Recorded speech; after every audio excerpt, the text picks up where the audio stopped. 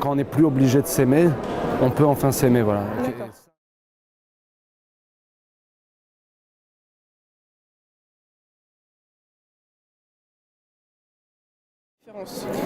Bah, c'est un mélange des choses.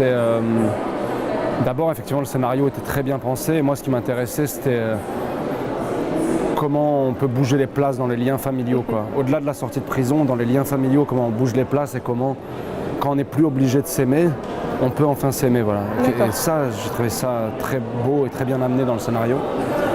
Et ensuite, c'est ma rencontre avec Nathan qui a tout changé parce qu'il a tous les culots, parce que rien n'est difficile pour lui, parce qu'il donne envie, quoi. On a envie de monter dans le train tout de suite. Donc ma rencontre avec lui, j'étais très étonné qu'un petit humain, que ce jeune homme-là, de cet âge-là, ait écrit ça et parle de cinéma comme ça et de son cinéma sans référence, de lui, quoi. Il n'y avait plus qu'à y aller. Et en plus, ça n'a rien changé, mis à part justement qu'il n'a aucun filtre et que ce qu'il filme, c'est ce qu'il ressent. Il n'a pas les codes, donc il fait ce qu'il ressent. Mais non, j'avais pas d'a priori. J'étais fasciné parce que moi, à 18 ans, j'étais très loin de penser comme ça, quoi. C'est fait assez basiquement.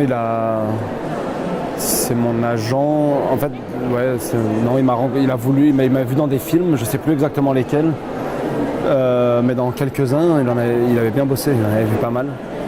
Donc c'est lui qui est venu, on s'est vu dans un café, et puis il n'y a pas eu de séance d'essai. D'accord, c'est juste. On s'est juste vu comme ça.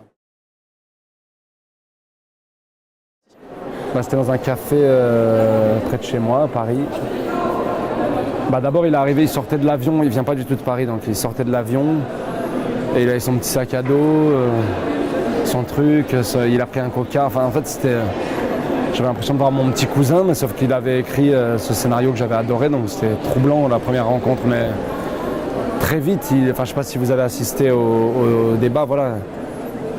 Quand il s'exprime, on l'écoute aussi bien qu'un cinéaste de 40 ans. Enfin,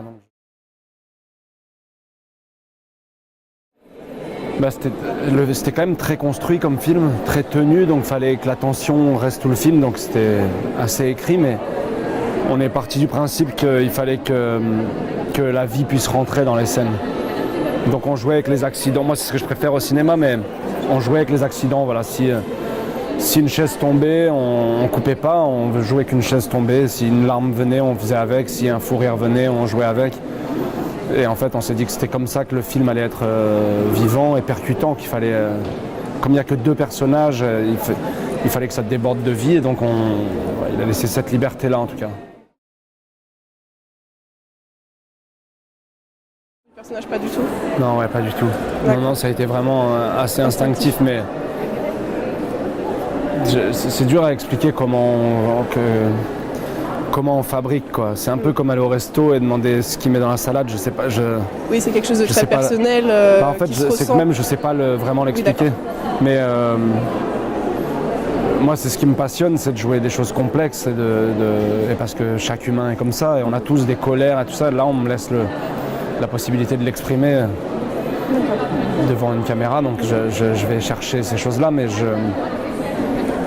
non, il n'y a pas eu de préparation, j'ai pas vu de psychopathe.